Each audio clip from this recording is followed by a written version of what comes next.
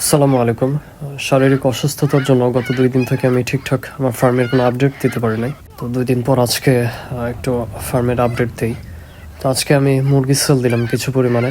শীতের প্রকোপটা দিন, দিন বাড়তেছে আর অলরেডি আমার যে ছোট সাইজের মুরগিগুলো একটু ঝিমাচ্ছে। শীতে যতই মুরগির সুস্থ থাকার প্রিপারেশন নেন কিংবা যতই সেফটি মেনটেন করেন, তাও কোনো না কোনোভাবেই মুরগি কোনো কিছু ভাইরাস কিংবা যেকোনো সর্দি জ্বর এগুলোতে ইনফেক্টেড হবেই, আক্রান্ত হবেই। তো এই জন্য যতটা সম্ভব যেগুলো বিক্রির উপযুক্ত মুরগি এগুলো ছেড়ে দেওয়াই ভালো, কারণ শীতে যেগুলো ভাইরাসজনিত সংক্রমণগুলো কোনোভাবেই ঠেকানো সম্ভব না, যতই ভ্যাকসিন শিডিউল মেনটেন করেন আর যাই করেন। তাই আমি ভাবলাম আমার ফার্মের যেগুলো অল্প কিছু আর বিক্রির উপযুক্ত মুরগি আছে এগুলো সেল দেই। এছাড়াও কিছু আমাকে মুরগি রাখতে হবে, মোরগ না মুরগি, কারণ আমার ফার্মে যেগুলো ডিম দিচ্ছে এগুলো অলমোস্ট প্রায় অনেক বছর হয়ে যাচ্ছে, মুরগিগুলোর বয়স প্রায় ১.৫ বছর এরকম।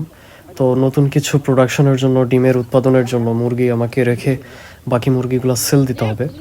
তো অতিরিক্ত বাকি মুরগিগুলো আমি সেল দিয়ে দিচ্ছি, আমি কোনো রকম রিস্ক নিতে চাই না।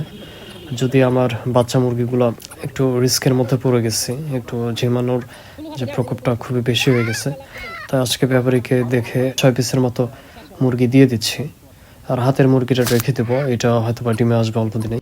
তো এই ছিল আজকে আমার ফার্মের আপডেট। দেখা হবে নেক্সট ভিডিওতে ইনশাল্লাহ।